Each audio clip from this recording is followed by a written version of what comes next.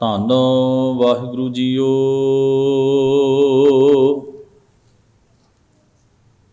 ਗੌੜੀ ਕਬੀਰ ਜੀ।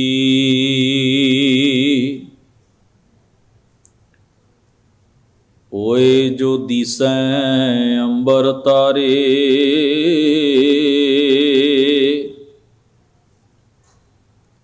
ਕੀਨੇ ਓਏ ਚੀਤੇ ਚੀਤਨ ਹਾਰੇ।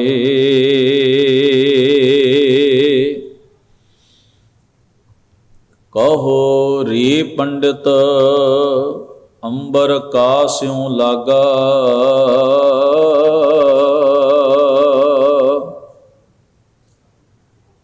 ਬੂਝੈ ਬੂਝਨਹਾਰ ਸਭਾਗਾ।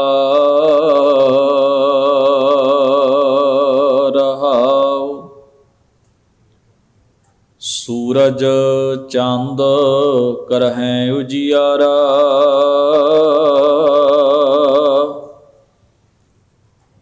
ਸਭ ਮਹਿ ਪਸਰਿਆ ਬ੍ਰਹਮ ਪਸਾਰਾ।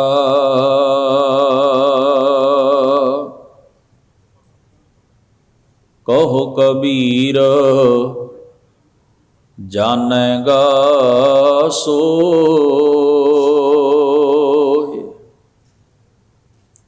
ਹਿਰਦੈ ਰਾਮ ਮੁਖ ਰਾਮੈ ਹੋਇ।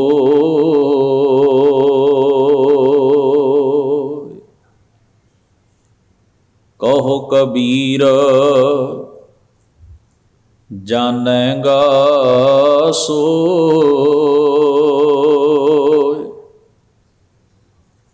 ਹਿਰਦੈ ਰਾਮ ਮੁਖ ਰਾਮੈ ਹੋਇ।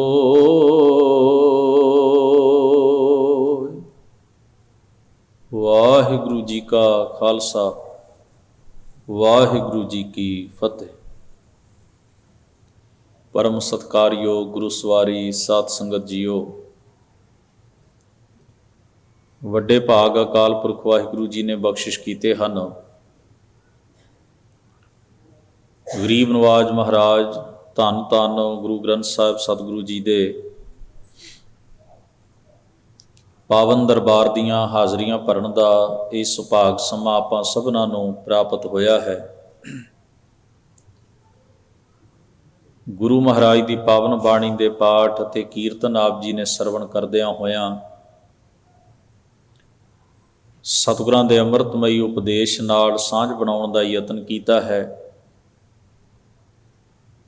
ਜਿਸ ਪਾਵਨ ਸ਼ਬਦ ਦੀ ਵਿਚਾਰ ਦੇ ਨਾਲ ਆਪਾਂ ਸਾਂਝ ਬਣਾਉਣ ਦਾ ਯਤਨ ਕਰਨਾ ਹੈ, ਭਗਤ ਕਬੀਰ ਜੀ ਮਹਾਰਾਜ ਦਾ ਉਚਾਰਨ ਕੀਤਾ ਹੋਇਆ ਇਹ ਪਾਵਨ ਸ਼ਬਦ ਰਾਗ ਗੌੜੀ ਦੇ ਵਿੱਚੋਂ, ਜੋ ਕਿ ਗੁਰੂ ਗ੍ਰੰਥ ਸਾਹਿਬ ਜੀ ਦੇ ਅੰਕ ਨੰਬਰ 329 ਉੱਪਰ ਸੁਭਾਇਮਾਨ ਹੈ। ਭਗਤੀ ਮਾਰਗ ਦੇ ਮਹਾਨ ਕ੍ਰਾਂਤੀਕਾਰੀ ਇਨਕਲਾਬੀ ਮਹਾਂਪੁਰਖ, ਜਿਨ੍ਹਾਂ ਵਿੱਚੋਂ ਬੜਾ ਉੱਚਾ ਰੁਤਬਾ ਭਗਤ ਕਬੀਰ ਜੀ ਮਹਾਰਾਜ ਦਾ ਹੈ, ਜਿਨ੍ਹਾਂ ਮਹਾਂਪੁਰਖਾਂ ਦੀ ਬਾਣੀ ਗੁਰੂ ਗ੍ਰੰਥ ਸਾਹਿਬ ਜੀ ਦੇ ਵਿੱਚ ਸਤਿਗੁਰੂ ਗੁਰੂ ਨਾਨਕ ਸਾਹਿਬ ਜੀ ਨੇ ਆਪ ਇਕੱਤਰ ਕੀਤੀ ਔਰ ਬਾਅਦ ਵਿੱਚ ਜਿਸ ਨੂੰ ਗੁਰੂ ਅਰਜਨ ਸਾਹਿਬ ਜੀ ਨੇ ਬਾਅਦ ਤਰਤੀਬ ਪੋਥੀ ਸਾਹਿਬ ਜੀ ਦੇ ਰੂਪ ਵਿੱਚ ਸੰਕਲਨ ਕੀਤਾ। ਔਰ ਗੁਰੂ ਗ੍ਰੰਥ ਸਾਹਿਬ ਜੀ ਦੀ ਬਾਣੀ ਵਿੱਚੋਂ ਅਸੀਂ ਜਿਨ੍ਹਾਂ ਮਹਾਂਪੁਰਖਾਂ ਦੀ ਬਾਣੀ ਨੂੰ ਪੜ੍ਹਦੇ ਹਾਂ, ਇਹ ਉਹ ਮਹਾਂਪੁਰਖ ਸਨ ਜਿਨ੍ਹਾਂ ਨੇ ਪਰਮੇਸ਼ਰ ਅਕਾਲ ਪੁਰਖ ਦੀ ਇਬਾਦਤ ਬੰਦਗੀ, ਵਾਹਿਗੁਰੂ ਦੇ ਨਾਮ ਨੂੰ ਸਭ ਤੋਂ ਉੱਤਮ ਰਾਹ ਮੰਨਿਆ ਹੈ। ਐਸੀ ਵਿਆਖਿਆ ਉਹਨਾਂ ਦੀ ਬਾਣੀ ਦੇ ਵਿੱਚੋਂ ਸਾਨੂੰ ਪ੍ਰਾਪਤ ਹੁੰਦੀ ਹੈ। ਦੂਜੀ ਵੱਡੀ ਗੱਲ ਕਿ ਉਹਨਾਂ ਅਕਾਲ ਪੁਰਖ ਵਾਹਿਗੁਰੂ ਨੂੰ ਕਿਸੇ ਵੀ ਬੰਦਸ਼ ਰਾਹੀਂ ਪ੍ਰਾਪਤ ਕਰਨ ਦੀ ਗੱਲ ਨਹੀਂ ਕੀਤੀ ਕਿ ਕੋਈ ਖਾਸ ਸ਼ਾਸਤਰ ਪੜ੍ਹ ਕੇ ਹੀ ਰੱਬ ਦੇ ਨੇੜੇ ਹੋਇਆ ਜਾ ਸਕਦਾ ਹੈ, ਜਾਂ ਕੋਈ ਖਾਸ ਕਰਮਕਾਂਡ ਸਾਨੂੰ ਪਰਮੇਸ਼ਰ ਵਾਹਿਗੁਰੂ ਦਾ ਅਨੁਭਵ ਕਰਾ ਸਕਦਾ ਹੈ, ਜਾਂ ਕੋਈ ਖਾਸ ਹੱਠ ਕਿਰਿਆ ਜਾਂ ਕੋਈ ਹੋਰ ਐਸਾ ਤਰੀਕਾ ਜਿਸ ਰਾਹੀਂ ਅਸੀਂ ਵਾਹਿਗੁਰੂ ਅਕਾਲ ਪੁਰਖ ਦੇ ਨੇੜੇ ਹੋ ਸਕਦੇ ਹਾਂ। ਇਹਨਾਂ ਸਾਰੇ ਸਾਧਨਾਂ ਨੂੰ ਉਹਨਾਂ ਨੇ ਇੱਕ ਪਾਸੇ ਰੱਖ ਦਿੱਤਾ। ਤੀਜਾ ਖਿਆਲ ਜੋ ਉਹਨਾਂ ਦੀ ਬਾਣੀ ਦੇ ਵਿੱਚੋਂ ਸਭ ਤੋਂ ਪ੍ਰਮੁੱਖ ਹੈ ਕਿ ਪਰਮੇਸ਼ਰ ਵਾਹਿਗੁਰੂ ਨੂੰ ਉਹਨਾਂ ਨੇ ਕਿਸੇ ਖਾਸ ਇੱਕ ਜਗ੍ਹਾ ਦੇ ਉੱਤੇ ਨੀਅਤ ਨਹੀਂ ਦੱਸਿਆ ਵੀ ਉਹ ਇੱਕ ਜਗ੍ਹਾ ਦੇ ਉੱਤੇ ਕਿਸੇ ਵਲਗਣ ਵਿੱਚ ਰਹਿੰਦਾ ਹੈ। ਬਾਣੀ ਨੇ ਦੱਸਿਆ ਕਿ ਉਸ ਵਾਹਿਗੁਰੂ ਅਕਾਲ ਪੁਰਖ ਦਾ ਵਾਸਾ, ਕਿਉਂਕਿ ਉਹ ਰੂਪ ਰੰਗ ਆਕਾਰ ਤੋਂ ਰਹਿਤ ਹੈ। ਪਹਿਲੀ ਗੱਲ, ਉਹ ਜੂਨਾਂ ਵਿੱਚ ਨਹੀਂ ਆਉਂਦਾ, ਉਸ ਦਾ ਕੋਈ ਖਾਸ ਰੂਪ ਰੰਗ ਚੱਕਰ ਚੇਨ ਆਕਾਰ ਨਹੀਂ। ਉਹ ਅਕਾਲ ਪੁਰਖ ਵਾਹਿਗੁਰੂ ਹੁਕਮ ਰੂਪ ਜੋਤ ਰੂਪ ਵਿੱਚ ਹੈ, ਚੇਤਨ ਰੂਪ ਵਿੱਚ ਹੈ, ਅਤੇ ਉਸ ਦੀ ਇਹ ਚੇਤਨ ਸੱਤਾ ਸਮੁੱਚੀ ਕੁਦਰਤ ਤੇ ਕਾਇਨਾਤ ਦੇ ਵਿੱਚ ਵਿਆਪਕ ਹੈ। ਇਹ ਸੰਸਾਰ ਦੇ ਰੂਪ ਰੰਗ ਅਤੇ ਆਕਾਰ, ਇਹ ਸੰਸਾਰ ਦੇ ਸਵਾਦ ਚਸਕੇ ਦਿੱਖ ਵੇਖਦਿਆਂ ਸਾਰ ਮਨੁੱਖ ਦਾ ਮਨ ਭਟਕ ਸਕਦਾ ਹੈ, ਜਿਸ ਨੂੰ ਬੇਸਿਕ ਸੋਝੀ ਨਹੀਂ ਹੈ ਕਿਸੇ ਗੱਲ ਦੀ, ਜਗਤ ਦਾ ਜੋ ਮੂਲ ਨਹੀਂ ਸਮਝਦਾ, ਉਹ ਸੰਸਾਰ ਦੇ ਚਸਕਿਆਂ ਤੱਕ ਸੀਮਤ ਰਹਿ ਜਾਂਦਾ ਹੈ। ਜਿਵੇਂ ਉਦਾਹਰਣ ਦਿੱਤੀ ਹੈ, ਅੱਗ ਬਲ ਰਹੀ ਹੈ, ਅੱਗ ਦੀਆਂ ਲਪਟਾਂ ਤੇ ਲਾਟਾਂ ਜਿਹੜੀਆਂ ਹਨ ਉਹ ਵੇਖਣ ਨੂੰ ਬੜੀਆਂ ਖੂਬਸੂਰਤ ਲੱਗਦੀਆਂ। ਉਹਨਾਂ ਨੂੰ ਤੁਸੀਂ ਕਦੇ ਗੌਰ ਨਾਲ ਵੇਖੋ, ਬਲਦੀ ਹੋਈ ਅੱਗ ਨੂੰ, ਉਹਦੀਆਂ ਲਪਟਾਂ ਲਾਲ ਸੁਰਖ ਕਿਤੇ ਸੂਹੀ ਜਿਹੀ ਭਾ ਮਾਰਦੀਆਂ ਹੋਈਆਂ ਅੱਖ ਨੂੰ ਬੜੀਆਂ ਚੰਗੀਆਂ ਲੱਗਦੀਆਂ ਨੇ। ਹੁਣ ਇੱਕ ਸਿਆਣੇ ਦਾਨੇ ਬੰਦੇ ਨੂੰ ਤਾਂ ਪਤਾ ਹੈ ਕਿ ਇਸ ਅੱਗ ਨੂੰ ਵਿੱਚ ਹੱਥ ਪਾਉਣ ਦਾ ਨਤੀਜਾ ਜਾਂ ਰਿਜ਼ਲਟ ਕੀ ਹੋ ਸਕਦਾ ਹੈ। ਜੇ ਉਹ ਅੱਖ ਦੀ ਦਿੱਖ ਦੇ ਮੁਤਾਬਕ ਚੱਲੇ ਤਾਂ ਅੱਗ ਜਿਹੜੀ ਉਹ ਸੋਹਣੀ ਹੈ, ਸੁਹੱਪਣ ਵਾਲੀ ਹੈ, ਦੇਖਣ ਨੂੰ ਚੰਗੀ ਲੱਗਦੀ ਹੈ। ਤੇ ਜੇਕਰ ਉਹ ਉਸ ਦੇ ਰਿਜ਼ਲਟ ਨੂੰ ਨਾ ਸਮਝੇ ਤਾਂ ਉਸ ਵਿੱਚ ਹੱਥ ਪਾਉਣ ਦਾ ਯਤਨ ਕਰੇ ਤੇ ਹੱਥ ਸੜ ਜਾਏਗਾ। ਕਈ ਵਾਰ ਬੱਚਾ ਧਾ ਕੇ ਉਸ ਅੱਗ ਵਾਲੇ ਪਾਸੇ ਨੂੰ ਜਾਂਦਾ ਹੈ ਤੇ ਵਡੇਰੇ ਘਰ ਦੇ ਵੱਡੇ ਉਸ ਨੂੰ ਰੋਕਦੇ ਨੇ ਕਿ ਐਸਾ ਨਾ ਕਰ, ਇਹ ਨੁਕਸਾਨ ਕਰੇਗਾ। ਭਾਵ ਇਹ ਹੈ ਕਿ ਕੁਝ ਚੀਜ਼ਾਂ ਦੀ ਦਿੱਖ, ਕੁਝ ਚੀਜ਼ਾਂ ਦਾ ਚਸਕਾ ਪਹਿਲ ਦੇ ਆਧਾਰ ਉੱਤੇ ਚੰਗਾ ਹੁੰਦਾ, ਪਰ ਉਸ ਦਾ ਜਿਹੜਾ ਰਿਜ਼ਲਟ ਹੈ, ਉਸ ਦੇ ਨੇੜੇ ਹੋਣ ਦੇ ਵਿੱਚ ਜਿਹੜੇ ਨੁਕਸਾਨ ਹੁੰਦੇ ਹਨ, ਜੇ ਮਨੁੱਖ ਉਹਦੇ ਤੋਂ ਸੁਚੇਤ ਨਾ ਹੋਵੇ, ਜਾਣਕਾਰ ਜਾਂ ਵਾਕਫ ਨਾ ਹੋਵੇ, ਤੇ ਉਹ ਕਈ ਵਾਰ ਖਤਾ ਖਾ ਲੈਂਦਾ, ਧੋਖਾ ਖਾ ਲੈਂਦਾ। ਜਗਤ ਵੀ ਇੱਕ ਐਸੀ ਚੀਜ਼ ਹੈ, ਭਗਤੀ ਮਾਰਗ ਦੇ ਮਹਾਂਪੁਰਖਾਂ ਨੇ ਕਿਹਾ, ਸੰਸਾਰ ਇੱਕ ਚਿੱਤਰ ਹੈ, ਇਸ ਵਿੱਚ ਅਨੇਕ ਪ੍ਰਕਾਰ ਦੇ ਰੰਗ ਹਨ, ਇਹ ਦੇਖਣ ਨੂੰ ਖੂਬਸੂਰਤ ਹੈ, ਵਧੀਆ ਹੈ, ਇਸ ਵਰਗੀ ਆਲਾ ਸ਼ਾਹਕਾਰ ਰਚਨਾ ਹੋਰ ਕੋਈ ਨਹੀਂ ਹੋ ਸਕਦੀ।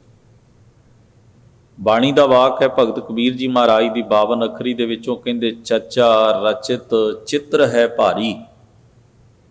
ਕਹਿੰਦੇ ਸੰਸਾਰ ਬੜੀ ਵੱਡੀ ਤਸਵੀਰ ਹੈ, ਸੰਸਾਰ ਵਰਗੀ ਖੂਬਸੂਰਤ ਤਸਵੀਰ ਹੋਰ ਕੋਈ ਹੋ ਹੀ ਨਹੀਂ ਸਕਦੀ। ਇੱਥੇ ਅਨੇਕ ਰੰਗ ਹਨ, ਆਕਾਰ ਹਨ, ਭਾਂਤ ਸੁਭਾਂਤੀਆਂ ਚੀਜ਼ਾਂ ਨੇ, ਹਰ ਇੱਕ ਦਾ ਆਪਣਾ ਵੱਖਰਾ ਸੁਭਾਅ ਤੇ ਤਸੀਰ ਹੈ।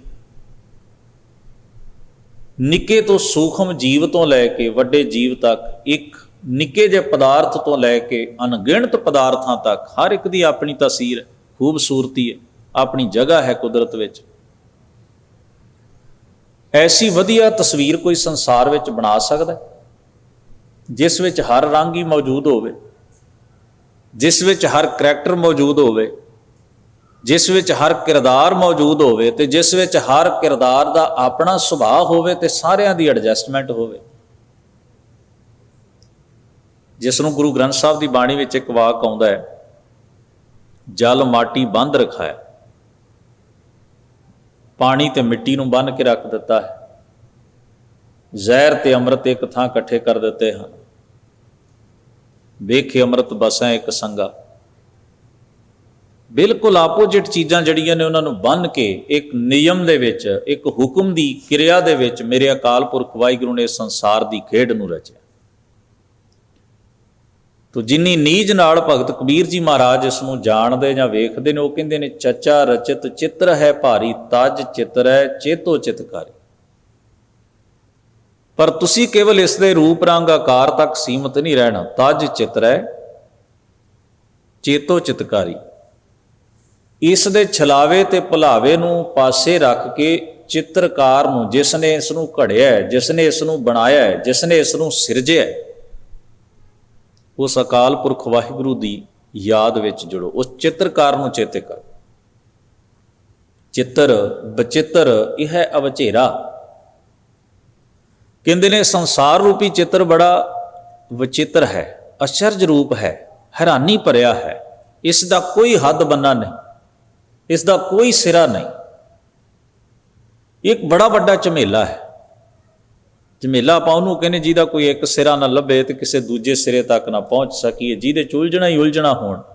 ਕਹਿੰਦੇ ਇਹਦੇ 'ਚ ਉਲਝਣਾ ਵੀ ਬੜੀਆਂ ਨੇ। ਐਸਾ ਨਹੀਂ ਵੀ ਇਹ ਸੰਸਾਰ ਕੇਵਲ ਵੇਖਣ ਨੂੰ ਸੋਹਣਾ ਲੱਗਦਾ ਤੇ ਹੈ, ਇਹਦੇ 'ਚ ਉਨੀਆਂ ਵੱਡੀਆਂ ਉਲਝਣਾ ਵੀ ਨੇ, ਭੁਲੇਖੇ ਵੀ ਨੇ। ਇਸ ਕਰਕੇ ਕਹਿੰਦੇ ਚਿੱਤਰ ਬਚਿੱਤਰ ਹੈ ਅਵਚੇਰਾ, ਤਜ ਚਿਤਰੈ ਚਿਤਰਾਖ ਚਤੇਰਾ। ਜੇ ਤੂੰ ਇਹਨਾਂ ਮੁਸ਼ਕਲਾਂ ਤੋਂ ਮੁਕਤ ਹੋਣਾ ਚਾਹੁੰਦਾ ਹੈ, ਉਲਝਣਾ ਤੋਂ ਪਾਰ ਹੋਣਾ ਚਾਹੁੰਦਾ ਹੈ, ਤਾਂ ਸਿਰਜਣਹਾਰ ਵਾਹਿਗੁਰੂ ਨੂੰ ਜ਼ਰੂਰ ਚੇਤੇ ਵਿੱਚ ਰੱਖ, ਜਿਸ ਦੀ ਇਹ ਰਚਨਾ ਹੈ, ਜਿਹੜਾ ਇਸ ਨੂੰ ਕਰਨ ਵਾਲਾ ਹੈ, ਜਿਹੜਾ ਇਸ ਨੂੰ ਬਣਾਉਣ ਵਾਲਾ ਹੈ। ਤੋ ਗਰੀਬ ਨਵਾਜ ਮਹਾਰਾਜ ਨੇ ਬਹੁਤ ਥਾਈਂ ਸਾਨੂੰ ਉਸ ਵਾਹਿਗੁਰੂ ਅਕਾਲ ਪੁਰਖ ਤੇ ਉਹਦੇ ਹੁਕਮ ਦਾ ਚੇਤਾ ਕਰਵਾਇਆ। ਅਗਰ ਆਪ ਜਪਜੀ ਸਾਹਿਬ ਦੀ ਬਾਣੀ ਪੜ੍ਹਦੇ ਹੋ ਤਾਂ ਇਹ ਖਿਆਲ ਜਿਹੜਾ ਸੀ ਹੁਣ ਕੁਝ ਚੀਜ਼ਾਂ ਐਸੀਆਂ ਜਿਨ੍ਹਾਂ ਬਾਰੇ ਮਨੁੱਖ ਨੂੰ ਨਾ ਪਤਾ ਹੋਵੇ ਕਿ ਕਿਵੇਂ ਦੀ ਰਚਨਾ ਹੈ, ਤਾਂ ਉਹਦੇ ਪ੍ਰਥਾਏ ਜਦੋਂ ਕੋਈ ਸਵਾਲ ਜਾਂ ਪ੍ਰਸ਼ਨ ਕਰਦਾ ਹੈ ਤੇ ਕਈ ਵਾਰ ਮਨੁੱਖ ਇਹ ਸਮਝਦਾ ਵੀ ਮੈਨੂੰ ਜਵਾਬ ਤੇ ਇਹਦਾ ਨਹੀਂ ਆਉਂਦਾ, ਪਰ ਮੈਂ ਇਸ ਦਾ ਉੱਤਰ ਦੇ ਦਿਆਂ, ਕਿਤੇ ਇਹ ਨਾ ਹੋਵੇ ਪੁੱਛਣ ਵਾਲਾ ਇਹ ਡਾਊਟ ਕਰੇ, ਇਹ ਭੁਲੇਖਾ ਖਾਏ ਜਾਂ ਇਹ ਮਨ ਵਿੱਚ ਭਰਮ ਪਾੜ ਲੈ ਵੀ ਇਸ ਬੰਦੇ ਨੂੰ ਇਹ ਗੱਲ ਹੀ ਨਹੀਂ ਪਤਾ। ਫਿਰ ਦੁਹਰਾਉਂਦਾ, ਮੰਨ ਲਓ ਕਿਸੇ ਮਨੁੱਖ ਦਾ ਪ੍ਰਭਾਵ ਬੜਾ ਸਿਆਣਾ ਬਣਿਆ ਹੋਇਆ। ਇੱਕ ਗੱਲ ਸਮਝੀਏ, ਕੋਈ ਜ਼ਰੂਰੀ ਨਹੀਂ ਹਰ ਮਨੁੱਖ ਨੂੰ ਹਰ ਗੱਲ ਪਤਾ ਹੋਵੇ। ਇੱਕ ਮਨੁੱਖ ਨੂੰ ਸਾਰੀਆਂ ਗੱਲਾਂ ਪਤਾ ਹੋਣ। ਹਰ ਮਨੁੱਖ ਦੀ ਜ਼ਿੰਦਗੀ ਦੇ ਵਿੱਚ ਕਈ ਪਹਿਲੂ ਹੁੰਦੇ ਨੇ। ਕੋਈ ਪਹਿਲੂ ਵਿੱਚ ਉਹ ਮਾਈਨਸ ਹੁੰਦਾ ਹੈ ਤੇ ਕਿਸੇ 'ਚੋਂ ਪਲੱਸ ਹੁੰਦਾ ਹੈ। ਕਿਸੇ ਵਿੱਚ ਕੋਈ ਗੁਣ ਜ਼ਿਆਦਾ ਹੈ, ਕਿਸੇ ਵਿੱਚ ਕੋਈ ਗੁਣ ਜ਼ਿਆਦਾ। ਇਸੇ ਕਰਕੇ ਤੇ ਸਾਰਿਆਂ ਦੀ ਸੰਸਾਰ ਵਿੱਚ ਥਾਂ ਬਣੀ ਹੋਈ ਹੈ। ਇਸੇ ਕਰਕੇ ਤੇ ਬੈਲੈਂਸ ਬਣਿਆ ਹੋਇਆ। ਕੋਈ ਕਿਸੇ ਚੀਜ਼ ਵਿੱਚ ਮਾਹਰ ਹੈ, ਕੋਈ ਕਿਸੇ ਗੱਲ ਨੂੰ ਜਾਣਦਾ ਹੈ, ਕੋਈ ਕਿਸੇ ਗੱਲ ਦਾ ਭੇਤ ਰੱਖਦਾ ਹੈ, ਕੋਈ ਕਿਸੇ ਗੱਲ ਦੀ ਸੋਝੀ ਰੱਖਦਾ, ਕੋਈ ਨਹੀਂ ਰੱਖਦਾ, ਕੋਈ ਦੂਜੇ ਪੱਖ ਵਿੱਚ ਜਾਣਕਾਰ ਹੈ। ਤੁਸੀਂ ਜਰਾ ਸੋਚੋ, ਜੇ ਕਿਸੇ ਸਮਾਜ ਵਿੱਚ, ਕਿਸੇ ਸ਼ਹਿਰ ਵਿੱਚ ਸਾਰੇ ਹੋਣ ਹੀ ਡਾਕਟਰ, ਮਕੈਨਿਕ ਕੋਈ ਹੋਵੇ ਹੀ ਨਾ, ਤੇ ਕਿਵੇਂ ਕੰਮ ਚੱਲੇਗਾ? ਜਾਂ ਕੋਈ ਉਸ ਸ਼ਹਿਰ ਦੇ ਵਿੱਚ ਟੀਚਰ ਹੀ ਨਾ ਹੋਵੇ, ਕਿਵੇਂ ਕੰਮ ਚੱਲੇਗਾ? ਇੱਕ ਹੀ ਫੀਲਡ ਦੇ ਲੋਕ ਹੋਣ, ਸਾਰੇ ਡਾਕਟਰ ਹੀ ਹੋਣ, ਕਿਸੇ ਸਾਰੇ ਟੀਚਰ ਹੀ ਹੋਣ, ਉਹ ਬਾਕੀ ਲੋੜਾਂ ਉਹਨਾਂ ਦੀਆਂ ਕਿੱਥੋਂ ਪੂਰੀਆਂ ਹੋਣਗੀਆਂ? ਇਸ ਕਰਕੇ ਬੈਲੈਂਸ ਇਹ ਹੈ ਸਾਡੀ ਸੁਸਾਇਟੀ ਦਾ ਵੀ ਉਹ 'ਚ ਲੋੜੀਂਦੇ ਡਾਕਟਰ ਵੀ ਹੁੰਦੇ ਨੇ, ਉਹ 'ਚ ਟੀਚਰ ਵੀ ਹੁੰਦੇ ਨੇ, ਮਕੈਨਿਕ, ਹਰ ਫੀਲਡ ਨਾਲ ਸੰਬੰਧਿਤ ਬੰਦੇ ਹੁੰਦੇ, ਮਜ਼ਦੂਰ ਤੋਂ ਲੈ ਕੇ ਬਿਜ਼ਨਸਮੈਨ ਤੱਕ ਸਾਰੇ ਹੀ ਹੁੰਦੇ ਨੇ। ਇੱਕ ਹੀ ਇਕੱਲਾ ਬੰਦਾ ਸਾਰਾ ਕੁਝ ਚਲਾ ਨਹੀਂ ਸਕਦਾ, ਤੇ ਸਾਰੇ ਇੱਕੇ ਕੰਮ ਨੂੰ ਕਰਨ ਲੱਗ ਜਾਣ ਤੇ ਤਾਂ ਵੀ ਸੁਸਾਇਟੀ ਨਹੀਂ ਚੱਲੇਗੀ। ਇਸ ਲਈ ਹਰ ਵੱਖਰੇ ਵੱਖਰੇ ਫੀਲਡ ਦੇ ਬੰਦੇ, ਵੱਖਰੀ ਵੱਖਰੀ ਸੋਚ, ਕਿੱਤਾ, ਕੰਮ ਕਰਨ ਵਾਲੇ, ਆਪਣੇ ਆਪਣੇ ਪ੍ਰੋਫੈਸ਼ਨ ਵਿੱਚ ਮਾਹਰ ਜਿਹੜੇ ਬੰਦੇ ਨੇ, ਉਹ ਹਰ ਜਗ੍ਹਾ ਤੇ ਜਦੋਂ ਮੌਜੂਦ ਹੁੰਦੇ ਨੇ ਤਾਂ ਸੁਸਾਇਟੀ ਤੇ ਸਮਾਜ ਜਿਹੜਾ ਸੁਖੱਲੇ ਢੰਗ ਨਾਲ ਚੱਲਦਾ। ਬਸ ਇੱਕ ਉਦਾਹਰਣ ਹੈ। ਸੰਸਾਰ ਵੀ ਇਸੇ ਤਰ੍ਹਾਂ ਹੀ। ਇੱਥੇ ਜ਼ਹਿਰ ਦੀ ਆਪਣੀ ਥਾਂ, ਅੰਮ੍ਰਿਤ ਦੀ ਆਪਣੀ ਥਾਂ ਹੈ, ਚੰਗਿਆਈ ਦੀ ਆਪਣੀ ਥਾਂ ਹੈ, ਬੁਰਾਈ ਦੀ ਆਪਣੀ ਥਾਂ ਹੈ। ਹਰ ਚੀਜ਼ ਨੂੰ ਉਹਨੇ ਬੈਲੈਂਸ ਵਿੱਚ ਰੱਖਿਆ। ਤੋ ਗਰੀਬ ਨਵਾਜ ਮਹਾਰਾਜ ਜਦੋਂ ਬਾਣੀ ਦੇ ਵਿੱਚ ਇਹ ਪ੍ਰਭਾਵ ਵਰਤਦੇ ਨੇ, ਕਹਿੰਦੇ ਨੇ ਵੀ ਕਈ ਵਾਰ, ਜਿਹੜੀ ਮੈਂ ਹੁਣ ਨੁਕਤਾ ਸਾਂਝਾ ਕਰ ਰਿਹਾ ਸੀ, ਵੀ ਕਿਸੇ ਮਨੁੱਖ ਨੂੰ ਅਸੀਂ ਜਦੋਂ ਸਿਆਣਾ ਸਮਝਦੇ ਹਾਂ ਤਾਂ ਕਈ ਵਾਰ ਸਾਨੂੰ ਇਹ ਹੁੰਦਾ ਵੀ ਇਹਨੂੰ ਪੁੱਛੋ, ਆਹ ਗੱਲ ਜੇ ਡਾਊਟ ਹੈ ਜਾਂ ਕੋਈ ਭੁਲੇਖਾ ਹੈ ਜਾਂ ਅਣਜਾਣਪੁਣ ਹੈ ਤੇ ਇਹਨੂੰ ਪੁੱਛੋ। ਹੁਣ ਜੇ ਉਹ ਸਵਾਲ ਦਾ ਜਵਾਬ ਦੇਣ ਨੂੰ ਇਹ ਸਮਝੇ ਵੀ ਇਹ ਬੰਦਾ ਉਤਸੁਕਤਾ ਲੈ ਕੇ ਆਇਆ ਹੈ, ਪਹਿਲਾਂ ਤਾਂ ਇੱਕ ਗੱਲ ਸਮਝੀਏ, ਸਵਾਲ ਕਰਨ ਵਾਲਾ ਜਿਹੜਾ ਨਾ, ਕੁਐਸਚਨ ਪੁੱਟ ਕਰਨ ਵਾਲਾ, ਉਹ ਵੀ ਕਈ ਤਰ੍ਹਾਂ ਦੇ ਮਨੁੱਖ ਹੁੰਦੇ ਨੇ। ਇੱਕ ਸਵਾਲ ਇਸ ਕਰਕੇ ਕਰਦਾ ਹੈ ਕਿ ਉਹਦੇ ਅੰਦਰ ਕੁਝ ਜਾਣਨ ਦੀ ਇੱਛਾ ਹੈ, ਉਹ ਕੁਝ ਸਮਝਣਾ ਚਾਹੁੰਦਾ ਹੈ, ਕੁਝ ਜਾਣਨਾ ਚਾਹੁੰਦਾ ਹੈ। ਉਸ ਮਨੁੱਖ ਦੀ ਜੇ ਇੱਕ ਜਗ੍ਹਾ ਤੋਂ ਸੈਟਿਸਫੈਕਸ਼ਨ ਨਹੀਂ ਹੋਏਗੀ ਤੇ ਉਹ ਦੂਜੀ ਜਗ੍ਹਾ ਪੁੱਛੇਗਾ, ਤੀਜੀ ਜਗ੍ਹਾ ਜਾਏਗਾ। ਉਹਦਾ ਮਤਲਬ ਕੇਵਲ ਤੇ ਕੇਵਲ ਜਾਣਨਾ ਹੈ। ਉਹ ਸਭ ਤੋਂ ਚੰਗੇ ਦਰਜੇ ਦਾ ਮਨੁੱਖ ਹੈ ਜਿਹੜਾ ਇਸ ਤਰ੍ਹਾਂ ਜਾਣਨ ਦੀ ਇੱਛਾ ਨਾਲ ਸਵਾਲ ਕਰਦਾ ਹੈ। ਦੂਜੇ ਮਨੁੱਖ ਉਹ ਹੁੰਦੇ ਨੇ ਜਿਹੜੇ ਦੂਜੇ ਦਾ ਟੈਸਟ ਲੈਣ ਵਾਸਤੇ ਸਵਾਲ ਕਰਦੇ ਨੇ। ਉਹਨਾਂ ਨੂੰ ਜਾਣਨ ਦੀ ਕੋਈ ਇੱਛਾ ਨਹੀਂ ਹੁੰਦੀ। ਉਹਨਾਂ ਨੇ ਕੇਵਲ ਅਗਲੇ ਨੂੰ ਟੈਸਟ ਕਰਨਾ ਹੁੰਦਾ ਵੀ ਇਹਨੂੰ ਕਿੰਨਾ ਕੁ ਪਤਾ ਹੈ। ਤੇ ਇਹ ਉਹਨਾਂ ਦੀ ਆਦਤ ਬਣ ਜਾਂਦੀ। ਉਹ ਹਰ ਬੰਦੇ ਦੇ ਸਾਹਮਣੇ ਐਗਜ਼ਾਮੀਨਰ ਬਣ ਜਾਂਦੇ, ਹਰ ਬੰਦੇ ਦਾ ਹੀ ਟੈਸਟ ਲੈਂਦੇ ਰਹਿੰਦੇ। ਸਾਰੀ ਜ਼ਿੰਦਗੀ ਉਹ ਦੁਨੀਆ ਦਾ ਹੀ ਟੈਸਟ ਲੈਂਦੇ। ਤੇ ਜਿੱਥੇ ਉਹਨਾਂ ਨੂੰ ਪਤਾ ਲੱਗ ਜਾਏ ਇਹ ਬੰਦਾ ਇਸ ਗੱਲ ਦਾ ਜਵਾਬ, ਫਿਰ ਉਹ ਸਾਰੇ ਆਸੇ ਪਾਸੇ ਢੰਡੋਰਾ ਪਿੱਟਦੇ ਨੇ ਵੀ ਇਹਨੂੰ ਤਾਂ ਪਤਾ ਹੀ ਨਹੀਂ। ਹੁਣ ਐਸੇ ਮਨੁੱਖ ਦਾ ਸਵਾਲ ਕਰਨਾ ਜਿਹੜਾ ਹੈ ਉਹ ਉਸ ਦੀ ਲੋੜ ਨਹੀਂ ਹੁੰਦਾ, ਉਸ ਦਾ ਐਂਟਰਟੇਨਮੈਂਟ ਹੁੰਦਾ ਹੈ, ਮਨੋਰੰਜਨ, ਟਾਈਮ ਦੀ ਖਰਾਬੀ ਤੇ ਸਿਰ ਖਪਤੀ। ਤੀਸਰਾ ਮਨੁੱਖ ਇੱਕ ਵੱਖਰੀ ਕਿਸਮ ਦਾ ਹੁੰਦਾ ਹੈ। ਉਹਨੇ ਕੁਝ ਦੱਸਣਾ ਹੁੰਦਾ ਹੈ ਪਰ ਉਹਨੇ ਸਭ ਤੋਂ ਪਹਿਲਾਂ ਸਵਾਲ ਖੁਦ ਕਰਨਾ ਹੁੰਦਾ ਹੈ ਤੇ ਫਿਰ ਉਸੇ ਹੀ ਸਵਾਲ ਦਾ ਜਵਾਬ ਵੀ ਆਪ ਹੀ ਦੇਣ ਲੱਗ ਜਾਣਾ ਹੁੰਦਾ ਹੈ। ਇਹ ਬੜੀ ਅਜੀਬ ਕਿਸਮ ਦੀ ਮਾਨਸਿਕਤਾ ਹੁੰਦੀ ਹੈ ਜਦੋਂ ਤੁਸੀਂ ਕਿਸੇ ਚੀਜ਼ ਨੂੰ ਜਾਂਚਦੇ ਹੋ ਕਿ ਬੰਦਾ ਕੁਝ ਦੱਸਣਾ ਚਾਹੁੰਦਾ ਹੈ। ਹੁਣ ਸਿੱਧਾ ਤੇ ਆ ਕੇ ਨਹੀਂ ਨਾ ਦੱਸ ਸਕਦਾ ਵੀ ਮੈਂ ਇਹ ਚੀਜ਼ ਬਾਰੇ ਤੁਹਾਨੂੰ ਦੱਸਣਾ ਚਾਹੁੰਦਾ। ਉਹ ਸਭ ਤੋਂ ਪਹਿਲਾਂ ਸਵਾਲ ਕਰੇਗਾ, ਅਗਲੇ ਨੂੰ ਪੁੱਛੇਗਾ। ਜਦੋਂ ਅਗਲਾ ਜੇ ਗੱਲ ਕਰਨ ਹੀ ਲੱਗੇ ਜਾਂ ਬਿਲਕੁਲ ਕਰਨ ਦੀ ਕੋਸ਼ਿਸ਼ ਕਰੇ, ਉਹ ਆਪੇ ਤੱਟ-ਫੱਟ ਜਵਾਬ ਵੀ ਆਪੇ ਦੇ ਜਾਏ। ਤਾਂ ਹੈਰਾਨੀ ਹੁੰਦੀ ਹੈ ਵੀ ਇਹ ਬੰਦਾ ਸਵਾਲ ਕਿਉਂ ਕਰ ਰਿਹਾ ਜਦੋਂ ਇਹਨੂੰ ਜਵਾਬ ਪਤਾ ਹੈ, ਜਦੋਂ ਇਹਨੂੰ ਆਨਸਰ ਪਤਾ ਹੈ ਤੇ ਸਵਾਲ ਕਾਹਦਾ ਕਰਦਾ ਹੈ। ਉਹਨੇ ਆਪੇ ਸਵਾਲ ਕਰਕੇ ਆਪੇ ਜਵਾਬ ਇਸ ਕਰਕੇ ਦੇਣਾ ਹੁੰਦਾ ਵੀ ਮੈਨੂੰ ਇਸ ਸਵਾਲ ਦਾ ਜਵਾਬ ਆਉਂਦਾ ਹੈ, ਹਾਲਾਂਕਿ ਕਿਸੇ ਪੁੱਛਿਆ ਨਹੀਂ ਉਹਨੂੰ। ਤੁਸੀਂ ਵੇਖੋ ਮਨੁੱਖ ਦੇ ਅੰਦਰ ਕਿੰਨਾ ਕਿ ਫੀਲਿੰਗ ਕਿੰਨੇ ਤਰ੍ਹਾਂ ਦੀਆਂ ਨੇ, ਉਹਦੇ ਅੰਦਰ ਜਜ਼ਬਾਤ ਕਿੰਨੇ ਵੱਖਰੇ ਵੱਖਰੇ ਨੇ। ਉਹ ਇੱਕ ਹੀ ਗੱਲ ਨੂੰ ਵੱਖਰੇ ਵੱਖਰੇ ਲਹਿਜ਼ੇ 'ਚ ਕਰਦਾ, ਵੱਖਰੇ ਵੱਖਰੇ ਤਰੀਕੇ ਨਾਲ ਕਰਦਾ। ਪਰ ਸਭ ਤੋਂ ਉੱਤਮ ਦਰਜਾ ਜਿਹੜਾ ਹੈ ਉਹ ਜਗਿਆਸਾ, ਜਾਣਨ ਦੀ ਇੱਛਾ, ਤਲਬ ਰੱਖਣ ਵਾਲਾ ਮਨੁੱਖ ਜਿਹੜਾ ਹੈ ਉਹ ਜਦੋਂ ਕਿਸੇ ਨੂੰ ਪੁੱਛਦਾ ਹੈ ਤਾਂ ਉਹ ਕਿਸੇ ਰੀਜ਼ਨ ਵਾਸਤੇ ਪੁੱਛਦਾ ਹੈ। ਦੂਜੇ ਦੋਵੇਂ ਐਂਟਰਟੇਨਮੈਂਟ ਹੀ ਕਰਦੇ ਨੇ, ਉਹਨਾਂ ਦਾ ਕੋਈ ਮਤਲਬ ਨਹੀਂ ਹੁੰਦਾ ਗੱਲ ਕਰਨ ਦਾ। ਤਾਂ ਗੁਰੂ ਸਾਹਿਬ ਨੇ ਸਲਾਹਿਆ ਕਿ ਇਹਨੂੰ ਜਬ ਲਗ ਦੁਨੀਆ ਰਹੀ ਹੈ, ਨਾਨਕ ਕਿਛ ਸੁਣੀਐ ਕਿਛ ਕਹੀਐ। ਜਾਣਨ ਲਈ ਸੁਣੋ, ਜਾਣਨ ਲਈ ਪੁੱਛੋ, ਜਾਣਨ ਲਈ ਪੜ੍ਹੋ, ਜਾਣਨ ਲਈ ਸੰਗਤ ਕਰੋ। ਜਿੱਥੇ ਤੁਹਾਨੂੰ ਲੱਗਦਾ ਵੀ ਕਿਸੇ ਦਾ ਪੱਖ ਹੋਣਾ ਹੈ ਉੱਥੇ ਦੱਸੋ, ਤੇ ਦੱਸਦਿਆਂ ਹੋਇਆਂ ਵੀ ਆਪਣੇ ਮਨ 'ਚ ਕਦੇ ਨਾ ਸੋਚੋ ਕਿ ਮੇਰੀ ਮੰਨੀ ਹੀ ਜਾਵੇ। ਤੁਹਾਡਾ ਫਰਜ਼ ਸੀ, ਤੁਹਾਡੀ ਡਿਊਟੀ ਸੀ, ਜੋ ਤੁਹਾਨੂੰ ਪਤਾ ਤੁਸੀਂ ਦੱਸ ਦਿੱਤਾ ਹੈ। ਅਗਲਾ ਜਾਣੇ, ਅਗਲੇ ਦੀ ਮਰਜ਼ੀ ਜਾਣੇ। ਗਿਆਨ ਜਿਹੜਾ ਉਹ ਜ਼ਬਰਦਸਤੀ ਕਿਸੇ ਦੇ ਦਿਮਾਗ ਵਿੱਚ ਸੁੱਟਿਆ ਨਹੀਂ ਜਾ ਸਕਦਾ। ਉਹਦੇ ਸਾਹਮਣੇ ਚੀਜ਼ ਰੱਖੀ ਜਾ ਸਕਦੀ ਹੈ, ਉਹਦੀ ਚੋਇਸ ਹੈ, ਉਹਦੀ ਮਰਜ਼ੀ ਹੈ, ਕਿੰਨਾ ਗ੍ਰਹਿਣ ਕਰਦਾ ਹੈ, ਕਿੰਨਾ ਨਹੀਂ ਕਰਦਾ, ਕਰਦਾ ਵੀ ਹੈ ਕਿ ਨਹੀਂ ਕਰਦਾ। ਜ਼ਬਰਦਸਤੀ ਕੋਈ। ਤੋ ਇਹ ਚੀਜ਼ ਜਿਹੜੀ ਹੈ ਨਾ, ਕਈ ਵਾਰ ਸਾਨੂੰ ਹੁੰਦਾ ਵੀ ਵੇਖੋ ਮੈਂ ਇੰਨਾ ਰੌਲਾ ਪਾਇਆ, ਲੋਕਾਂ ਨੇ ਸੁਣੀ ਨਹੀਂ। ਮਰਜ਼ੀ ਹੈ, ਤੁਸੀਂ ਇਸ ਗੱਲ ਤੇ ਸੈਟਿਸਫਾਈ ਰਹੋ ਵੀ ਮੈਂ ਕਰ ਸਕਿਆ, ਮੈਂ ਆਪਣੀ ਗੱਲ ਕਰ ਲਈ ਹੈ, ਮੇਰੀ ਇਮਾਨਦਾਰੀ ਮੈਂ ਕਰ ਦਿੱਤੀ ਹੈ, ਬਸ। ਤੋ ਖਿਜਣ ਦੀ ਜ਼ਰੂਰਤ ਨਹੀਂ ਹੁੰਦੀ, ਕਿਉਂਕਿ ਮਨੁੱਖ ਕਈ ਵਾਰ ਇਹ ਸੋਚਦਾ ਹੁੰਦਾ ਨਾ ਮੇਰੇ ਹਿਸਾਬ ਨਾਲ ਦੁਨੀਆ ਬਦਲ ਜਾਏ, ਲੋਕ ਮੇਰੇ ਹਿਸਾਬ ਨਾਲ ਚੱਲਣ, ਮੇਰੀ ਗੱਲ ਨੂੰ ਸੁਣਨ ਤੇ ਸਮਝਣ ਤੇ ਜਿਸ ਤਰ੍ਹਾਂ ਦਾ ਮੈਂ ਚਾਹੁੰਦਾ ਉਸ ਤਰ੍ਹਾਂ ਦੇ ਬਣ ਜਾਣ। ਇਹ ਪੋਸੀਬਲ ਨਹੀਂ ਹੁੰਦਾ। ਇਹ ਚੀਜ਼ ਜਿਹੜੀ ਹੈ, ਹੁਣ ਜਦੋਂ ਕਿਸੇ ਨੇ ਪ੍ਰਸ਼ਨ ਕੀਤਾ ਉਸ ਮਨੁੱਖ ਨੂੰ ਜਿਹਦੇ ਕੋਲ ਧਰਮ ਦੀ ਵਾਗਡੋਰ ਸੀ, ਜਿਹੜਾ ਧਰਮ ਸ਼ਾਸਤਰ ਪੜ੍ਹਦਾ ਸੀ, ਵੀ ਇਹ ਧਰਤੀ ਕਿਵੇਂ ਖੜੀ ਹੈ, ਧਰਤੀ ਕਾਹਦੇ ਆਸਰੇ ਤੇ ਖੜੀ ਹੈ, ਉਹਨੇ ਪ੍ਰਚਲਿਤ ਜਿਹਾ ਮੁਹਾਵਰਾ, ਜਿਸ ਤਰ੍ਹਾਂ ਦੇ ਲੋਕ ਸਨ ਜਾਂ ਕਹਿ ਲਓ ਜਾਂ ਜਿੰਨਾ, ਉਹਨੇ ਆਪਣੇ ਆਪ ਨੂੰ ਝੂਠੇ ਨਹੀਂ ਪੈਣ ਦਿੱਤਾ ਵੀ ਮੈਨੂੰ ਨਹੀਂ ਪਤਾ, ਕਿਉਂਕਿ ਉਹ ਤਾਂ ਦਾਅਵਾ ਕਰਦਾ ਸੀ ਮੇਰੀ ਤਾਂ ਪਹੁੰਚ ਹੀ ਇੰਨੀ ਹੈ ਵੀ ਮੈਂ ਸਾਰੇ ਆਕਾਸ਼ਾਂ ਪਤਾਲਾਂ ਬਾਰੇ ਜਾਣਦਾ। ਉਹਨੇ ਕਿਹਾ ਬਲਦ ਦੇ ਸਿੰਘ ਤੇ ਖੜੀ, ਹੋਰ ਕਾਹਦੇ ਤੇ ਖੜੀ ਹੈ? ਤੁਸੀਂ ਭੁਚਾਲ ਆਉਂਦੇ ਨਹੀਂ ਵੇਖੇ? ਜਦੋਂ ਇੱਕ ਸਿੰਘ ਉਸ ਦਾ ਥੱਕ ਜਾਂਦਾ ਹੈ ਤੇ ਉਹ ਦੂਜੇ ਪਾਸੇ ਨੂੰ ਜਦੋਂ ਦੂਜੇ ਸਿੰਘ ਤੇ ਧਰਤੀ ਚੁੱਕਦਾ ਤੇ ਧਰਤੀ ਹਿਲਦੀ ਨਹੀਂ।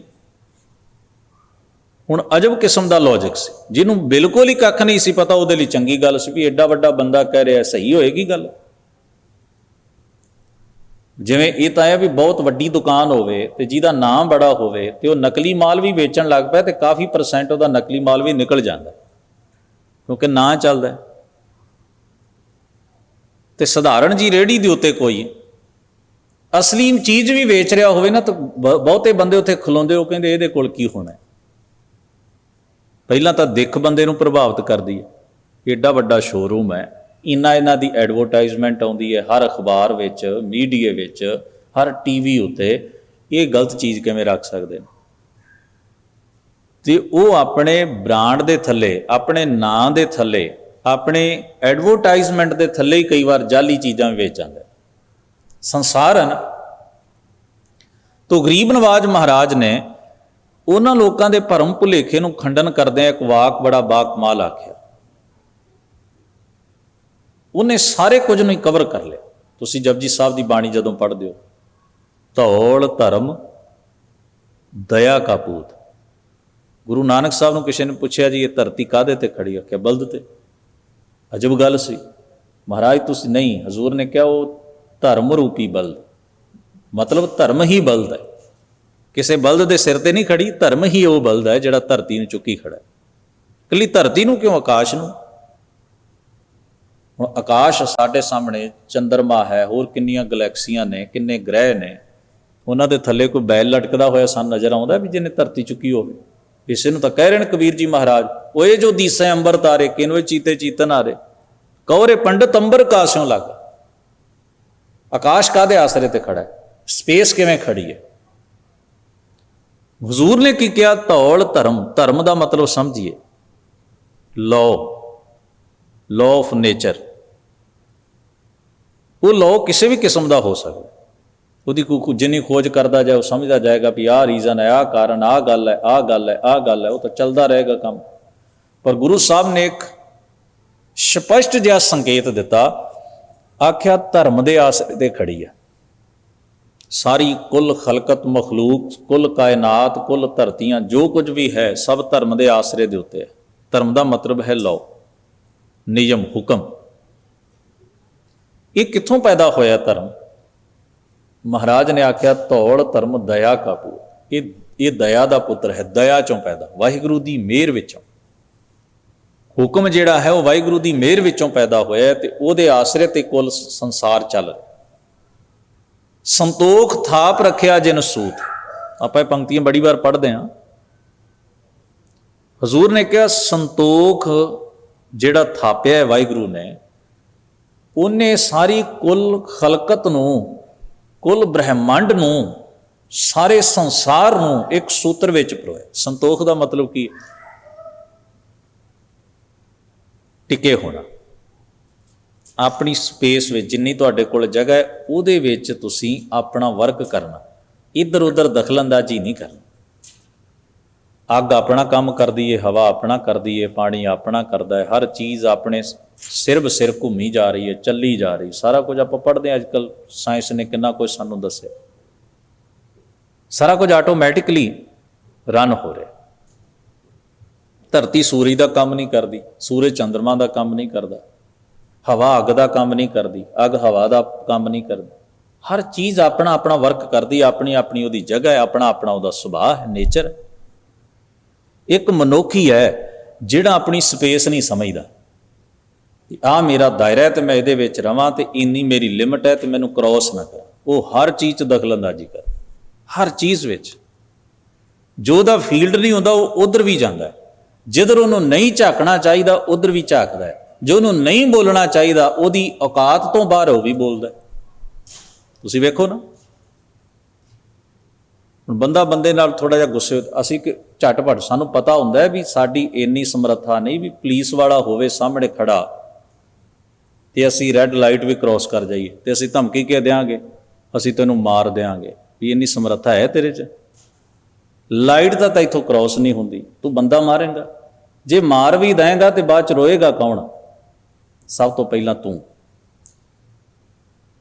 ਜਾਨੀ ਕਿ ਉਹ ਕੀ ਹੈ, ਜਿੰਨੀ ਮੇਰੀ ਹੱਦ ਨਹੀਂ ਮੈਂ ਓਡੀ ਗੱਲ ਕਰਦਾ ਤੇ ਕਿਉਂ ਕਰਦਾ? ਮੇਰੀ ਈਗੋ ਕਰਾਉਂਦੀ ਹੈ, ਮੈਂ ਪਤਾ ਨਹੀਂ ਕੀ ਚੀਜ਼, ਅਗਲੇ ਨੂੰ ਮੈਂ ਡਰਾ ਲਵਾਂ, ਦਬਾ ਲਵਾਂ, ਨੀਵਾਂ ਵਿਖਾ ਲਵਾਂ। ਨਹੀਂ, ਜਿੰਨਾ ਚਿਰ ਮਨੁੱਖ ਨੂੰ ਆਪਣਾ ਦਾਇਰਾ ਸਮਝ ਵਿੱਚ ਨਹੀਂ ਆਉਂਦਾ, ਉਹਨਾਂ ਚਿਰ ਉਹਦੀ ਈਗੋ ਜਿਹੜੀ, ਉਹਦੀ ਹਉਮੈ ਜਿਹੜੀ ਹੈ, ਉਹ ਇਸੇ ਤਰ੍ਹਾਂ ਹੀ ਉਛਲ ਕੂਦ ਕਰਦੀ ਰਹੇਗੀ, ਉਹਨੂੰ ਕਈ ਤਰ੍ਹਾਂ ਦੇ ਭੁਲੇਖਿਆਂ ਵਿੱਚ ਪਾਉਂਦੀ ਰਹੇਗੀ। ਇਸ ਲਈ ਵੇਖੋ ਤੁਸੀਂ, ਅਸੀਂ ਗੱਲ ਵੀ ਉਹ ਕਰ ਲੈਂਦੇ ਹਾਂ ਜਿਹਦਾ ਸਾਨੂੰ ਖਮਿਆਜਾ ਸਾਨੂੰ ਨੇ ਪੀੜ੍ਹੀਆਂ ਤੱਕ ਕਈ ਵਾਰ ਸਾਨੂੰ ਭੁਗਤਣਾ ਪੈ ਜਾਂਦਾ, ਤੇ ਅਸੀਂ ਕਹਿੰਦੇ ਹਾਂ ਵੀ ਸਾਡਾ ਜੇ ਲੀਡਰ ਆ ਸਟੇਟਮੈਂਟ ਨਾ ਦਿੰਦਾ ਤੇ ਅਸੀਂ ਇੰਨੇ ਦੁਖੀ ਨਾ ਹੁੰਦੇ, ਪਰ ਉਹ ਦੇ ਗਿਆ। ਅਸੀਂ ਆਹ ਗੱਲ ਨਾ ਕਰਦੇ ਅੱਜ ਤੋਂ 4 ਸਾਲ ਪਹਿਲਾਂ ਤੇ ਸਾਡੇ ਕਿਸੇ ਨਾਲ ਰਿਲੇਸ਼ਨ ਨਾ ਵਿਗੜਦੇ, ਸਾਨੂੰ ਉਹਨਾਂ ਨੂੰ ਸੁਧਾਰਨ ਤੇ ਕਈ ਸਾਲ ਲੱਗ ਗਏ। ਇੱਕ ਗੱਲ ਕੀਤੀ, ਰਿਲੇਸ਼ਨ ਵਿਗੜ ਗਿਆ, ਕਈ ਸਾਲ ਲੱਗ ਗਏ ਉਹਨੂੰ ਸਵਾਰਨ ਦੇ ਵਿੱਚ। ਇਹਦਾ ਮਤਲਬ ਇਹ ਸੀ ਵੀ ਉਦੋਂ ਅਸੀਂ ਆਪਣੀ ਹੱਦ ਨਹੀਂ ਪਛਾਣੀ, ਗੱਲ ਕਰਨ ਲੱਗਿਆਂ ਇਹ ਨਹੀਂ ਸੋਚਿਆ ਵੀ ਮੇਰੀ ਸਮਰੱਥਾ ਕਿੰਨੀ ਕੁ ਹੈ, ਮੈਂ ਬਾਅਦ ਵਿੱਚ ਇਹਨੂੰ ਹੈਂਡਲ ਕਿਵੇਂ ਕਰਾਂਗਾ, ਪ੍ਰੋਬਲਮ ਤੋਂ ਮੈਂ ਖੜੀ ਕਰ ਲਵਾਂਗਾ, ਇਹਨੂੰ ਹੈਂਡਲ ਕੌਣ ਕਰੇਗਾ। ਗੁਰੂ ਸਾਹਿਬ ਜਦੋਂ ਸਾਨੂੰ ਕਹਿੰਦੇ ਹੁਕਮ ਵਿੱਚ ਰਹੋ, ਤੇ ਉਹਦਾ ਮਤਲਬ ਹੁੰਦਾ ਤੁਹਾਡੀ ਇੱਕ ਸਪੇਸ ਹੈ, ਤੁਹਾਡਾ ਇੱਕ ਦਾਇਰਾ ਹੈ, ਉਹਦੇ ਵਿੱਚ ਰਹੋ। ਹੁਕਮ ਵਿੱਚ ਰਹਿਣ ਦਾ ਅਰਥ ਹੀ ਇਹ ਹੈ।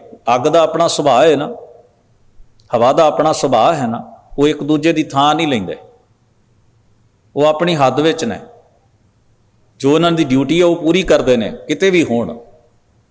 ਜੋ ਤੇਰਾ ਫਰਜ਼ ਹੈ ਤੂੰ ਆਪਣਾ ਫਰਜ਼ ਨਿਭਾ, ਜਿੱਥੇ ਵੀ ਤੂੰ ਹੈ, ਜਿੱਥੇ ਜਿੱਥੇ ਜਿਸ ਤਰ੍ਹਾਂ ਦਾ ਤੇਰਾ ਫਰਜ਼ ਬਣਦਾ ਉਹਨੂੰ ਪੂਰਿਆਂ ਕਰ। ਜਦੋਂ ਤੂੰ ਆਪਣੇ ਫਰਜ਼ ਤੋਂ ਕੁਤਾਹੀ ਕਰਦਾ, ਜਦੋਂ ਤੂੰ ਆਪਣੀ ਸਪੇਸ ਤੇ ਹੱਦ ਨੂੰ ਭੁੱਲਦਾ ਹੈ, ਤੇ ਜਦੋਂ ਤੇਰਾ ਵਹਿਣ ਈਗੋ ਦੇ ਆਸਰੇ ਤੇ ਬਾਹਰ ਨੂੰ ਵਗਣ ਲੱਗਦਾ ਹੈ, ਪ੍ਰੋਬਲਮ ਕ੍ਰੀਏਟ ਹੁੰਦੀ ਹੈ, ਸੁਸਾਇਟੀ ਡਿਸਟਰਬ ਹੁੰਦੀ ਹੈ, ਫੈਮਿਲੀ ਡਿਸਟਰਬ ਹੁੰਦੀ, ਤੂੰ ਖੁਦ ਡਿਸਟਰਬ ਹੁੰਦਾ ਹੈ। ਗਰੀਬ ਆਵਾਜ਼ ਬਹੁਤ ਵੱਡੇ ਉਪਦੇਸ਼ ਸਾਨੂੰ ਬਾਣੀ ਵਿੱਚ ਇਵੇਂ ਬਖਸ਼ਿਸ਼ ਕਰਦੇ ਨੇ। ਹਜ਼ੂਰ ਨੇ ਉੱਥੇ ਵਾਕ ਕਿਹਾ, ਸੰਤੋਖ ਥਾਪ ਰੱਖਿਆ ਜਨਸੂ। ਸੰਤੋਖ ਦਾ ਮਤਲਬ ਹੈ ਸਬਰ। ਸਬਰ ਦਾ ਮਤਲਬ ਜੋ ਹੈ ਉਹਦੇ ਵਿੱਚ ਰਾਜ਼ੀ ਰਹੋ, ਜਿੰਨੀ ਜਗ੍ਹਾ ਹੈ ਉਹਦੇ ਵਿੱਚ ਆਪਣੇ ਆਪ ਨੂੰ ਖੁਸ਼ ਰੱਖਣ ਦਾ ਯਤਨ ਕਰੋ। ਜੋ ਹੈ ਹੀ ਨਹੀਂ ਉਹਦਾ ਪਛਤਾਵਾ ਕਾਹਦਾ, ਤੋ ਜੋ ਰਿਹਾ ਨਹੀਂ ਉਹ ਵਾਪਸ ਆ ਨਹੀਂ ਸਕਦਾ। ਤੋ ਜੇ ਤੁਸੀਂ ਖੁਸ਼ ਰਹਿਣਾ ਚਾਹੁੰਦੇ ਹੋ ਤਾਂ ਤੁਹਾਨੂੰ ਇਹ ਵੇਖਣਾ ਵੀ ਜੋ ਹੈ ਸਭ ਤੋਂ ਬੈਸਟ ਹੈ, ਇਹਦੋਂ ਵਧੀਆ ਨਹੀਂ ਹੋ ਸਕਦਾ।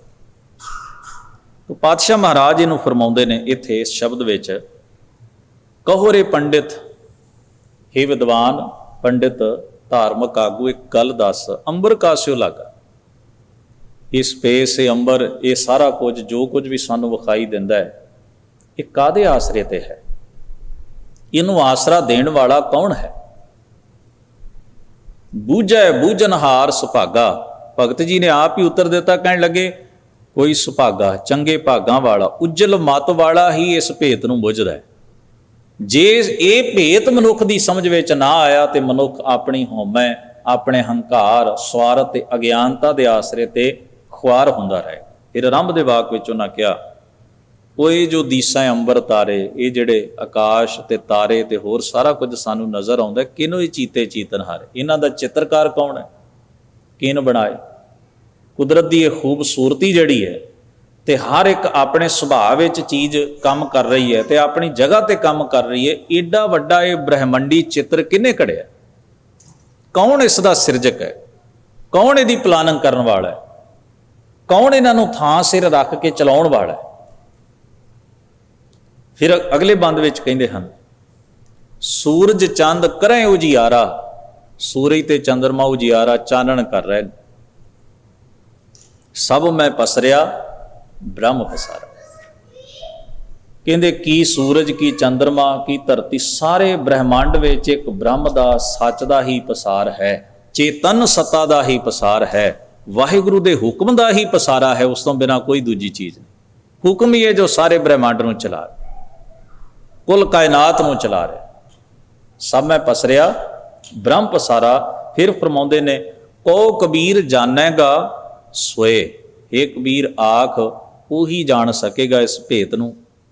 ਹਿਰਦੈ ਰਾਮ ਮੁਖ ਰਾਮੈ ਹੋਏ। ਜਿਸ ਦੇ ਮੁਖ ਵਿੱਚ ਵੀ ਸਰਵ ਵਿਆਪਕ ਵਾਹਿਗੁਰੂ ਦਾ ਨਾਮ ਹੋਏਗਾ, ਜਿਹੜਾ ਐਕਸੈਪਟ ਕਰਦਾ ਹੈ ਵੀ ਉਸ ਤੋਂ ਬਿਨਾਂ ਕੋਈ ਦੂਜੀ ਸ਼ਕਤੀ ਨਹੀਂ, ਤੇ ਜਿਸ ਦੇ ਹਿਰਦੇ ਵਿੱਚ ਵੀ ਇਹ ਸੱਚ, ਕੱਲਾ ਮੁਖ ਤੇ ਹੀ ਨਹੀਂ, ਹਿਰਦੇ 'ਚ ਵੀ ਉਹਨਾਂ ਦੋਵੇਂ ਗੱਲਾਂ ਹੀ ਕਹੀਆਂ, ਹਿਰਦੈ ਰਾਮ ਮੁਖ ਰਾਮੈ ਹੋਏ। ਕਿਉਂਕਿ ਸਾਡਾ ਜਿਹੜਾ ਲਾਈਫ ਸਟੈਂਡਰਡ ਉਹ ਕਈ ਵਾਰ ਇਸ ਤਰ੍ਹਾਂ ਦਾ ਵੀ ਹੈ ਨਾ, ਅਸੀਂ ਕੋਈ ਸਾਨੂੰ ਕਹੇ ਵੀ ਆਹ ਕੰਮ ਚੰਗਾ ਹੈ ਤੁਸੀਂ ਕਰੋ, ਅਸੀਂ ਕਹਿੰਦੇ ਅਸੀਂ ਤਾਂ ਮਨ ਕਰਕੇ ਚੰਗੇ ਹਾਂ, ਸਾਨੂੰ ਕੀ ਲੋੜ ਹੈ ਕਰਨ ਦੀ। ਤਾਂ ਜਿਹੜੀ ਚੀਜ਼ ਪ੍ਰੈਕਟਿਸ 'ਚ ਹੀ ਨਹੀਂ, ਉਹ ਮਨ 'ਚ ਹੋਵੇ ਨਾ ਹੋਵੇ, ਉਹਦਾ ਕੀ ਅਰਥ ਹੈ? ਉਹਨੂੰ ਪ੍ਰੈਕਟਿਸ ਵਿੱਚ ਵੀ ਤਾਂ ਲਿਆਉਣਾ ਪਏਗਾ। ਬੁਰਾਈ ਕਿੱਡੀ ਛੇਤੀ ਪ੍ਰੈਕਟਿਸ 'ਚ ਆਉਂਦੀ ਹੈ, ਤਾਂ ਚੰਗਿਆਈ ਨੂੰ ਅੰਦਰ ਦੱਬ ਕੇ ਰੱਖੀ ਛੱਡਣ ਦਾ ਕੀ ਮਤਲਬ? ਉਹਨੂੰ ਪ੍ਰੈਕਟਿਸ 'ਚ ਲਿਆਓ, ਜੇ ਹੈ ਤਾਂ ਉਹ ਪ੍ਰੈਕਟਿਸ 'ਚ ਆਏਗੀ, ਜੇ ਨਹੀਂ ਹੈ ਤਾਂ ਨਹੀਂ ਆਏਗੀ। ਇਹ ਸਾਡਾ ਜਿਹੜਾ ਅਸੀਂ ਇਹ ਸ਼ਬਦ ਕਹਿ ਨੇ ਨਾ, ਮੇਰੇ ਤਾਂ ਜੀ ਅੰਦਰ ਸਿੱਖੀ ਹੈ, ਮੇਰੇ ਤਾਂ ਅੰਦਰ ਧਰਮ ਹੈ, ਮੈਨੂੰ ਤਾਂ ਲੋੜ ਹੀ ਨਹੀਂ। ਇਹ ਮਨੋਵਿਗਿਆਨ ਹੈ ਵੀ ਜੇ ਅੰਦਰ ਹੈ ਤੇ ਬਿਲਕੁਲ ਜ਼ੀਰੋ ਲੈਵਲ ਤੇ ਨਹੀਂ ਰਹਿ ਸਕਦੀ, ਉਹ ਜ਼ਰੂਰ ਜ਼ਾਹਰ ਹੁੰਦੀ ਹੈ, ਨਹੀਂ ਤਾਂ ਗੱਲਾਂ 'ਚ ਹੀ ਅੰਦਰ ਹੈ। ਤੇ ਇੱਕ ਉਹ ਹੈ ਜਿਹੜੀ ਅੰਦਰ ਹੈ ਨਹੀਂ, ਬਾਹਰੋਂ ਖੱਪ ਜਾਂਦੀ ਹੈ, ਰੌਲਾ ਜ਼ਿਆਦਾ। ਉਹਨੂੰ ਵੀ ਮਹਾਰਾਜ ਨੇ ਆਖਿਆ ਵੀ ਖਾਲੀ ਭਾਂਡਾ ਤੇ ਇਵੇਂ ਹੀ ਖੜਕਦਾ। ਜੇ ਅੰਦਰ ਹੈ ਨਹੀਂ ਤੇ ਕੇਵਲ ਮੁੱਖ ਤੱਕ ਹੀ ਗੱਲ ਹੈ ਵੀ ਰੱਬ ਰੱਬ ਕਰੀ ਜਾਣਾ, ਤੇ ਅੰਦਰੋਂ ਖੌਰ ਕਪਟ ਮੈਲ ਤਿਆਗਣੀ ਨਹੀਂ, ਉਹਨੂੰ ਵੀ ਮਹਾਰਾਜ ਨੇ ਕੋਈ ਬਹੁਤਾ ਵਧੀਆ ਕਰੈਕਟਰ ਨਹੀਂ ਪ੍ਰਵਾਨ ਕੀਤਾ। ਉਹਨਾਂ ਦੇ ਵਾਸਤੇ ਸੰਪੂਰਨ ਕਰੈਕਟਰ ਕਿਰਦਾਰ ਕਿਹੜਾ ਹੈ? ਹਿਰਦੈ ਰਾਮ ਮੁਖ ਰਾਮੈ ਹੋਏ। ਜਿੱਥੇ ਹਿਰਦੇ ਵਿੱਚ ਵੀ ਸਰਵ ਵਿਆਪਕ ਵਾਹਿਗੁਰੂ ਦਾ ਨਾਮ ਹੈ ਤੇ ਮੁਖ ਉੱਤੇ ਵੀ ਵਾਹਿਗੁਰੂ ਹੈ। ਭਾਵ ਰੱਬ ਪਰਮੇਸ਼ਰ ਵਾਹਿਗੁਰੂ ਨੂੰ ਮਨੁੱਖ ਹਿਰਦੇ ਵਿੱਚ ਵੀ ਉਹਦੀ ਯਾਦ ਵਿੱਚ ਹੈ, ਤੇ ਵਿਹਾਰ ਤੇ ਕਰਮ ਵੀ ਉਸ ਵਾਹਿਗੁਰੂ ਨੂੰ ਸਮਰਪਿਤ ਹੁੰਦਾ ਹੈ। ਸਾਹਿਬ ਕਿਰਪਾ ਕਰਨ, ਸ਼ਬਦ ਦਾ ਪਾਵਨ ਉਪਦੇਸ਼ ਸਾਡੇ ਸਭਨਾਂ ਦੇ ਮਨ ਹਿਰਦੇ ਵਿੱਚ ਵਸੇ।